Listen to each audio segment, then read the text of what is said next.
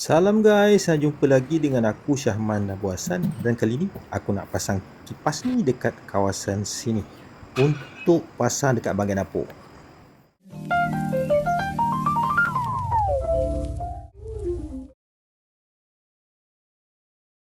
Oleh sebab dekat tempat kita nak pasang kipas ni tak ada point soket plug, so aku akan naik atas ceiling.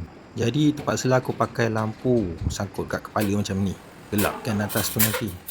Kalau kata korang nak guna tangga lipat, inilah tangga yang aku sangat rekomenkan, jenama Everlast. Tangga lipat sebenarnya banyak je dalam pasaran, tapi nak cari yang tahan dan berkualiti supaya kita tak jatuh, jenama ni lah yang aku rekomen.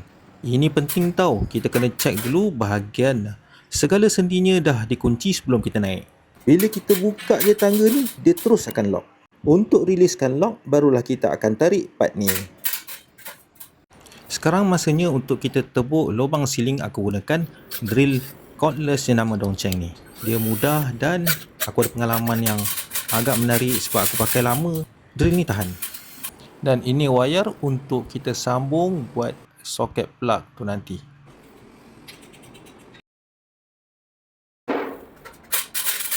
Okay, aku naik untuk tebuk dan besarkan sikit lubang yang ada. Kita try masuk. Okay, ngam. Kita jolok-jolok dan kita hanya tinggalkan berapa yang perlu je. Untuk casing pembalut wayar ni, aku pakai casing PVC yang jenis kotak segi empat ni. Kita ukur dulu, kasih ngam siap-siap sebelum kita potong.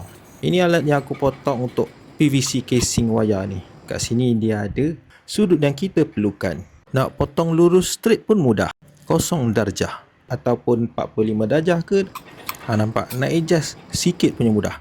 Bawah ni dia punya lock dia supaya lebih selamat. Tak adalah korang terlanggar nanti yang boleh menyebabkan luka.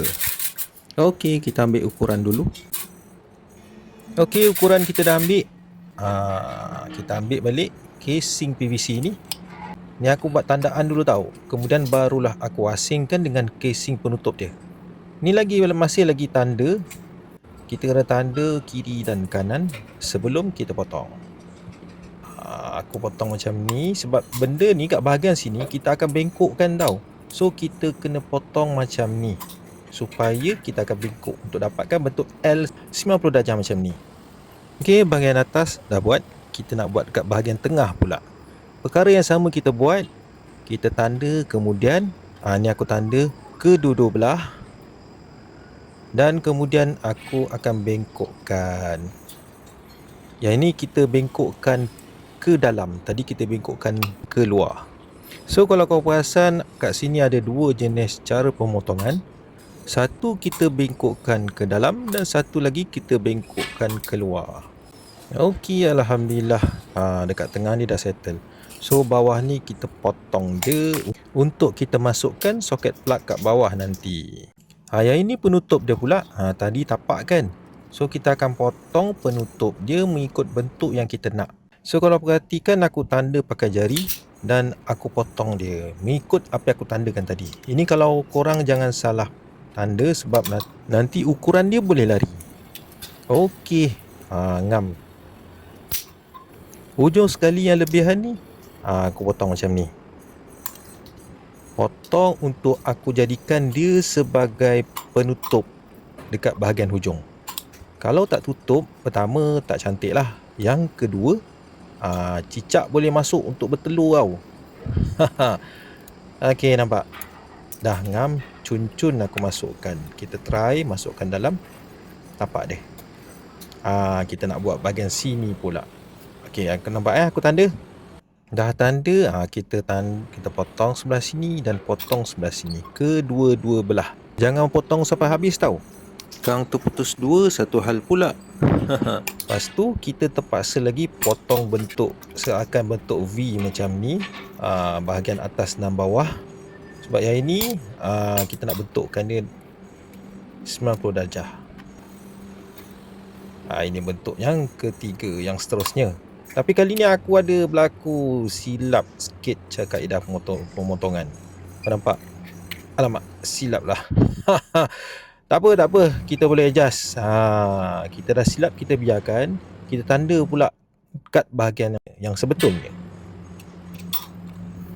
Dah yakin, baru kita potong. Tak apa, nampak? Walaupun kita tersilap potong, tapi Alhamdulillah masih lagi kelihatan cantik dan kemas. Hujung sekali kita potong. Okey, Alhamdulillah settle yang ini. So kita buka balik tapak dan penutup dia. Nak buka kadang-kadang kita terpaksa pakai screwdriver. Ini kita pakai balik kita punya cordless drill ni lah. Aku nak screw ni kadang-kadang nak cepat kita pakai cordless lah, senang. Yang ini aku tanda untuk aku ikat tapak casing ni pada dinding dengan skru. Untuk kerja tepuk dinding, aku pakai drill Value Mag ni 900 watt rotary hammer drill. Ini adalah koleksi mata drill yang aku ada. Dan untuk saiz wall plug plastik warna merah tu, aku pakai saiz 5.5.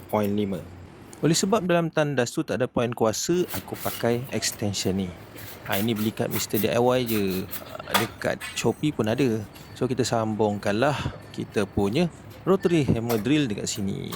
Untuk kerja ni aku pilih mengetuk dan menebuk serentak. Barulah ngam.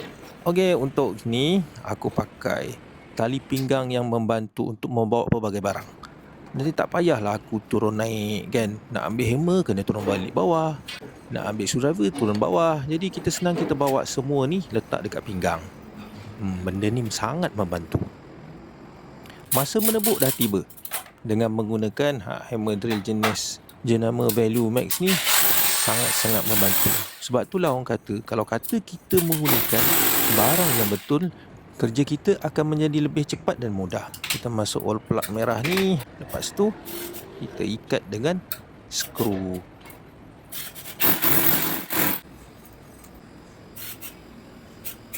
Satu lagi barang yang tidak didendang tapi banyak gunanya. Pen jenis mata muncung tirus macam ni. Dengan maka pen jenis muncung halus macam ni, dekat lubang-lubang yang sempit kita boleh tanda.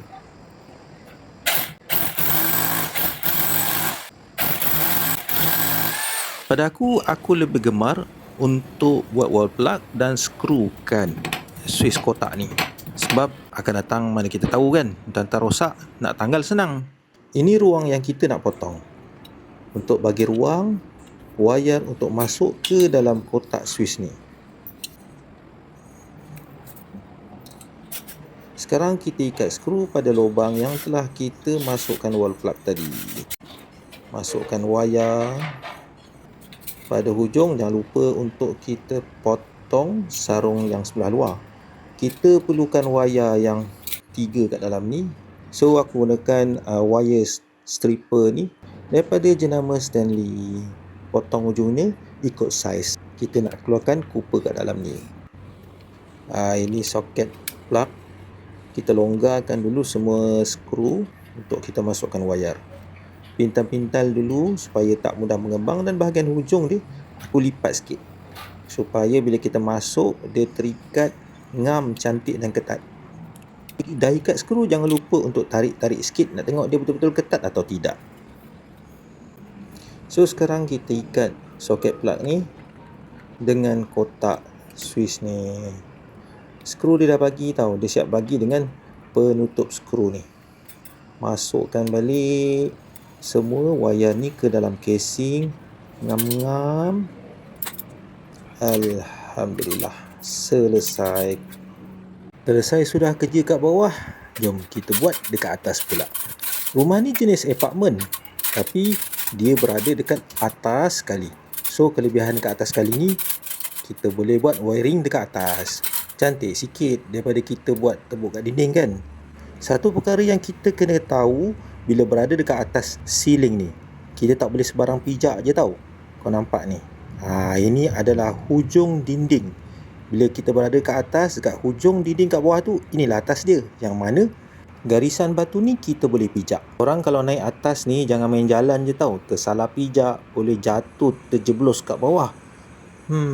Bahaya tu. Satu hal pula nanti kan kena repair ceiling rumah orang. Inilah wayar yang kita joluk daripada bawah tadi. Nampak? Kat hujung sana. Wayar ni aku akan tarik, bawa ke sini dan sambung dengan wire plug yang sedia ada.